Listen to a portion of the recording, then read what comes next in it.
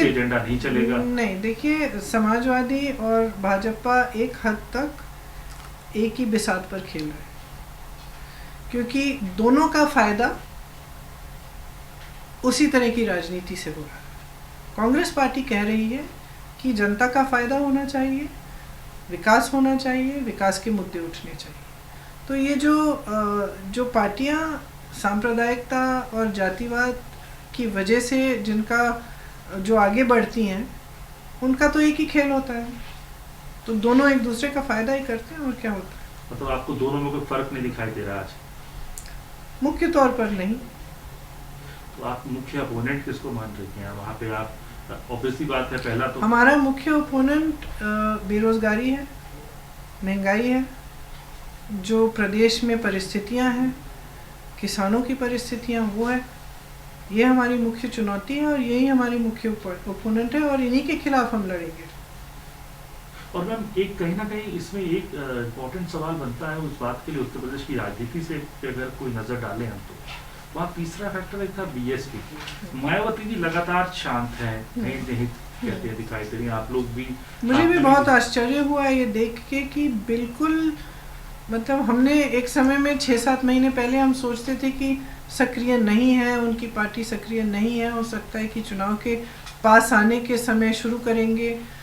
और लेकिन हमें भी बहुत आश्चर्य हुआ कि चुनाव भी आ गया, एकदम चुनाव के हम बीच में हैं और फिर भी सक्रिय नहीं हुई, फिर भी बहुत, जैसे आपने कहा, बहुत शांत है, समझ में ही नहीं आता।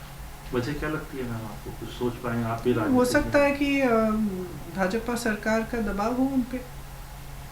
मैम एक आपके यूथ मैनिफेस्टो आपने अलग से जारी किया, महिलाओं का मैनिफेस्टो अलग से जारी किया, तो एक माई फैक्टर तो उत्तर प्रदेश में और बिहार में हमने सुना है कि मुस्लिम यादव माई फैक्टर एक चलता है, वहाँ बीजेपी के लिए अगड़े और अगड़ों की राजनीति, और एक आपका माई फैक्टर दिखाई दे रहा है जिसमें महिला के लिए आप अलग चल रही हैं, यूथ के लिए आप अलग मैनिफेस्टो दे रही हैं। तो ये माई फैक्टर के पीछे की वजह क्या है? क्या ये माना जाए कि उत्तर प्रदेश की इस चुनावी आंधी में जो कांग्रेस पार्टी को एक दिखाई दे रहा है मजबूत खंबा जिसको पकड़ के वो खड़े हो सकते हैं, तो जिस तरह से आप सवाल करते हैं ना, ऐसे लगता है कि हम पता नहीं कहाँ भटक रहे हैं। अरे हम देखिए, हम लगातार ये कह रहे हैं कि किसी न किसी को ये राजनीति बदलनी पड़ेगी, किसी को खड़ा होना पड़ेगा, और हम कह रहे हैं कि विकास वो खंबा है, विकास वो खंबा है जिसको सब, पूरी पब्लिक को पकड़ना चाहिए, हमारी पार्टी को नहीं, पूरी पब्लिक को कहना चाहिए कि देखो हमारे देश की हालत देखो, प्रदेश की हालत देखो, किस तरह से जी रहे हैं हम, सबकी समस्याएं हैं, किस तरह से जी रहे हैं। आप क्या करोगे? या तो ये बताना शुरू करो, या हमें आपकी इस राजनीति से कोई मतलब नहीं है जो आप कर रहे हैं। मैं तो यही कह रही हूँ लगातार। यूथ का मैनिफेस्टो आपने अलग से दिया, क्योंकि मैं थोड़ा सा होमवर्क जो मैंने किया है कि तकरीबन 7 करोड़ महिलाएं वोटर हैं, महिला वोटर हैं, यूथ की भी आबादी अच्छी खासी है, तो आपके फेवर में, क्योंकि आप ही उनकी, अगर मैं बात करूं तो आप उनकी बात कर रही हैं, आप यूथ मैनिफेस्टो अलग से निकाल रही हैं, इसकी वजह क्या, क्यों आपको लग रही है इसके लिए अलग से उनको विजन देना पड़ा? महिलाओं के लिए आपके लिए एक अलग से विजन डॉक्यूमेंट आपने बनाया, और ये माई फैक्टर आपके लिए काम करेगा क्या? क्योंकि जैसे मैंने कहा, आप तो इसको एक तरह से सिनिकल तरह से देख रहे हैं कि ये राजनीति के लिए हो रहा है, कि ये वोट बैंक है, वो वोट बैंक है। मैं कह रही हूँ कि राजनीति को बदलने का समय आ गया है। मैं कह रही हूँ कि युवा और महिला इस राजनीति को बदल सकते हैं। कैसे बदल सकते हैं? अपना हक मांगकर। युवा का हक है, कोई एहसान नहीं करता उन पे रोजगार देकर, कोई भी पॉलिटिकल पार्टी एहसान नहीं कर रही है, उनका हक है, उनका अधिकार है। अगर एक युवा एक परीक्षा देता है तो उसका अधिकार है, अगर वो नियुक्ति उसकी नहीं हो रही है 6 सालों के लिए, तो आप उसके हक को दबा रहे हैं ना। आपने देखा है कि जब युवा आवाज उठाता है यूपी में तो क्या होता है। आज सुबह ही ऐसा कुछ हुआ। तो जब अपनी आवाज उठाता है, आंदोलन करता है, तो आप उसको पकड़ के उसका पूरा करियर ही खराब कर दिया आपने, उसको जेल में डाल देते हैं, वो बेचारा यूनिवर्सिटी वापस नहीं जा सकता। क्या ये है सरकार? सरकार को तो सेवा करनी चाहिए, सरकार को तो कहना चाहिए कि जितने मौके हम दे सकते हैं आपको रोज़गार के लिए, आगे बढ़ने के लिए, बिजनेस बनाने के लिए, सक्षम होने के लिए हम देंगे। ये सरकार का कर्तव्य है और जनता का अधिकार है, नौजवान का अधिकार है, महिला का अधिकार है, सरकार का कर्तव्य है। और सरकार ऐसे बिहेव कर रही है जैसे बहुत बड़ा एहसान कर रही है जनता पे, कि ये घोषणा करना कि हम आपको 25 लाख रोज़गार देंगे, ये कोई एहसान है? तो हम तो सिंपल सी बात कह रहे हैं कि आपका हक है, आपका अधिकार है, मांगो, खड़े हो जाओ। मैं बिल्कुल अंत में 2-3 सवाल आपसे पूछना चाहूँगा। पहला ये कि उत्तर प्रदेश में जो है अभी तो फिलहाल कोरोना की वजह से रैलियों के ऊपर रोक है, आप यहाँ से भी बैठ के संवाद कर रही हैं। अब आप पर्टिकुलर स्टेशन कब होने वाली हैं लखनऊ में, जहाँ से बैठ के आप कंट्रोल रूम को पूरा देखें? मैं तो लखनऊ में सितंबर से ही स्टेशन हूँ। हाँ।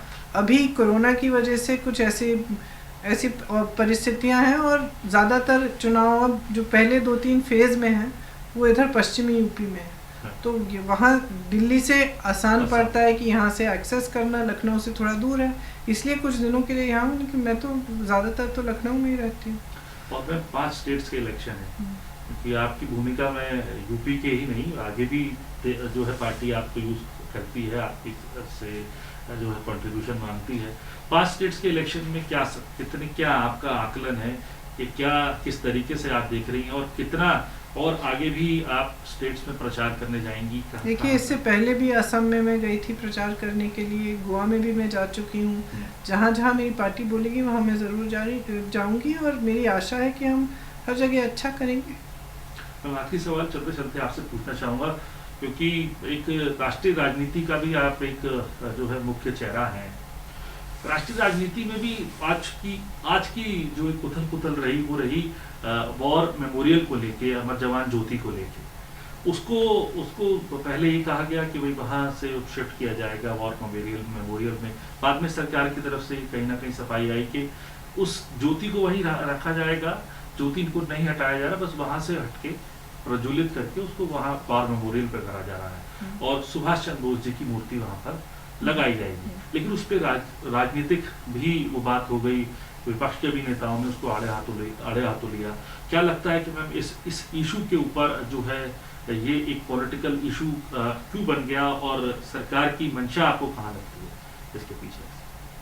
देखिए, सरकार की मंशा मुझे समझ में नहीं आती। जब किसान त्रस्त है, गन्ना का इतना बकाया है, उसका दुगना आप खर्च कर रहे हो उसी पार्लियामेंट के सुंदरीकरण को जो 70 साल से बिल्कुल सही है।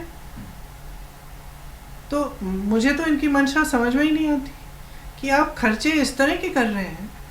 प्रधानमंत्री के 2 हवाई जहाज़ हैं, वो 16,000 करोड़ के हैं, और आप किसानों का बकाया नहीं दे पा रहे हैं और उस पर आप ध्यान ही नहीं दे रहे हैं।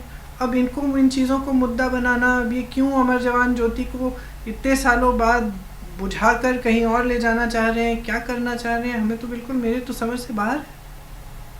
और हमारी जो एक परंपरा है जो इतने सालों के लिए रही है कि वो ज्योति कभी नहीं बुझेगी, उसका तो सम्मान करना चाहिए।